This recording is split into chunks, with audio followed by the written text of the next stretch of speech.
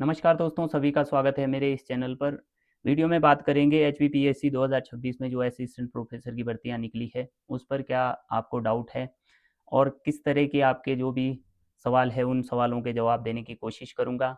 मैं कोई लंबा चौड़ा लेक्चर नहीं दूंगा, मैं सिलेबस डिस्कस नहीं करूंगा, एग्जाम पैटर्न वो आप सब कुछ जो आपको चीज़ें पता है वो मैं डिस्कस करने नहीं जा रहा हूँ। जो आपको नहीं है, आपके लिए बेनिफिशियल हो सकती है, उन्हीं पॉइंट्स पर मैं यहाँ पर बात करूँगा।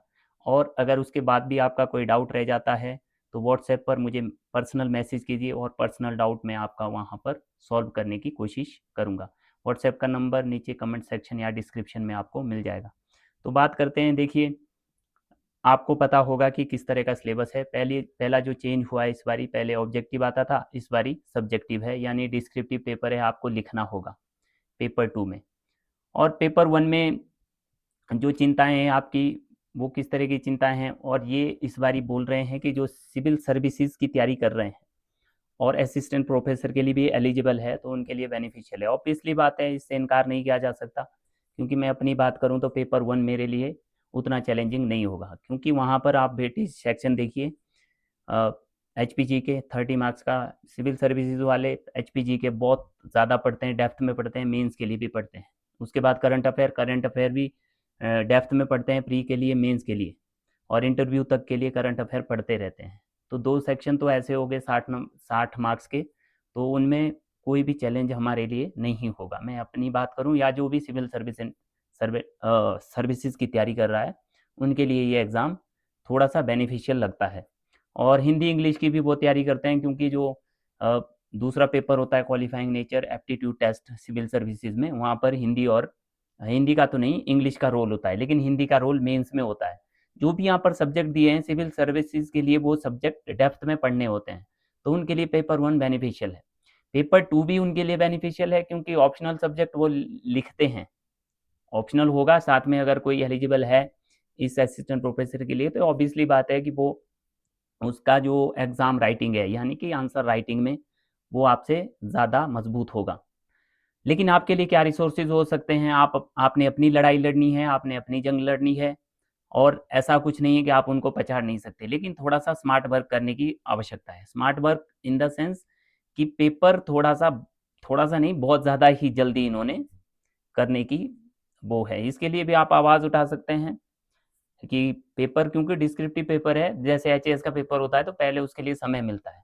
जो एचएएस की तैयारी कर रहा है उसको पता है कि 1 साल है, प्री फिर मेंस के लिए इतना टाइम मिलेगा, फिर इंटरव्यू आगे। लेकिन यहाँ तो सीधा नोटिफिकेशन और उसके बाद 1 महीने के बाद पेपर, तो बहुत ही ठीक चीज़ नहीं हुई है। लेकिन आपके हाथ में जो है, आप अभी तैयारी करते रहिए और विरोध भी दर्ज करते रहिए। हो सकता है कि कहीं आपका विरोध दर्ज करे सरकार और 1 आध महीने आपको और मिल जाए, ठीक है? तो अभी अगर नहीं मिला तो यही है आपके आपके पास, यही मैनेज करना है। अगर जुलाई में करवाना हुआ उन्होंने, तो जुलाई में ही करवा देंगे। तो उस समय के लिए आप कैसे तैयार कर सकते हैं? तो मैं इसलिए कह रहा हूँ क्योंकि पेपर 1 और पेपर 2 अब सिविल सर्विसेज टाइप, जो भी आपका सिविल सर्विसेज में कोई जानने वाला कलीग है या कोई तैयारी कर रहा है तो उनसे गाइडेंस लीजिए, क्योंकि ये पेपर वैसा हो चुका है अब।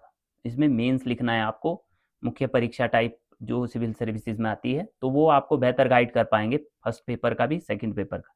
यहाँ पर जो भी मैं अपने एक्सपीरियंस से आपको बताऊंगा वो आपने इनपुट करने हैं, शामिल करने हैं। अगर इसके बाद डाउट है तो मैंने बताया कि व्हाट्सएप पर मुझे पर्सनल डाउट आप भेज सकते हैं। तो पहले पेपर के लिए रिसोर्सेज की बात करेंगे। एचपीजीके के लिए कुछ नहीं करना है, जोगटा की एक पतली सी बुक आती है और एक बुक आकाश की आती है। इन दो में से कोई भी जो आपको अच्छी लगे ले लेना है। ये 30 मार्क्स के जो क्वेश्चन आएंगे यहाँ से। पैटर्न मैं वगैरह नहीं समझाऊंगा, ज़्यादा लंबा मैं लेक्चर नहीं बनाऊंगा। सेकंड है करंट अफेयर के लिए एक जीके टुडे। जीके टुडे का एक ईयरली कंपाइलेशन आता है, तो उसके लिए क्या करना है आपने, मान लीजिए कि जून 25 से जून 26 तक ईयरली कंपाइलेशन आता है, ये आपने खरीदना है। या ये नहीं मिल रहा है तो स्टडी आईक्यू का कंपाइलेशन, इन दो में से कोई भी कंपाइलेशन खरीदिए, आपकी 30 नंबर की गेम बन जाएगी। क्योंकि उतना टफ नहीं होता है, वहाँ पर उनका काम है, उन्होंने सिलेक्टेड क्वेश्चन उस कंपाइलेशन में डाले होते हैं। तो एमसीक्यू से ट्राई करना है कि इस बारी मैं इस करंट अफेयर को, क्योंकि थॉरली पढ़ने का समय नहीं है आपके पास, ठीक वैसे ही एचपीजी के। और ग्रामर के लिए आपको पता है कि कोई भी पतली सी ग्रामर जिसमें रूल वगैरह दे रखे हैं, अगर 20 नंबर की ग्रामर आई तो 10 या 12 नंबर तो आराम से आप ले सकते हैं। हिंदी में तो ले ही सकते हैं आप। अगर इंग्लिश स्ट्रॉन्ग है आपकी तो इंग्लिश में भी ले सकते हैं। 10-12 क्वेश्चन कोई ज़्यादा वो नहीं है। अब इसमें ये नहीं है कि मैंने सब कुछ करना है। सब कुछ करने के चक्कर में कभी-कभी क्या होता है कि आप बहुत ज़्यादा लॉस कर जाते हैं। तो ये है कि हाँ, 10-12 क्वेश्चन तो है, बाकी जो भी रूल्स हैं ग्रामर के वो पढ़ लेना है एक बारी, और बाकी ग्रामर में क्वेश्चन लग जाते हैं, कोई दिक्कत की बात नहीं है। एचपीजी के और करंट अफेयर के लिए मैंने बताया। तो ये है सिंपल सी स्ट्रैटेजी, क्योंकि समय 1 महीने का है आपके पास। ये अगर जितना मैं शॉर्ट में बता रहा हूँ, अगर आपने फॉलो कर दिया, आपके दिमाग में बात क्लिक हो गई और आप प्रोसेस चालू कर दी, तो इससे बेनिफिशियल आपके लिए कुछ नहीं होगा। ठीक है? ये बात हुई पेपर 1 की। अब बात करते हैं पेपर 2 की। पेपर 2 में क्या करना है आपको? पेपर 2 तो आपका सब्जेक्टिव होगा, जो आपका सब्जेक्ट है, मान लो पॉलिटिकल साइंस है, हिस्ट्री है, जो भी है। ठीक है? इसमें आपने क्या करना है, यूपीएससी के लिए यूपीएससी ऑप्शनल जो भी आपका सब्जेक्ट है, मान लीजिए आपका सब्जेक्ट है पॉलिटिकल साइंस, ठीक है, उनके प्रीवियस ईयर के क्वेश्चन और एचपीपीएससी के ऑप्शनल के प्रीवियस ईयर क्वेश्चन वो देखने एक बारी कि किस टाइप का क्वेश्चन आता है।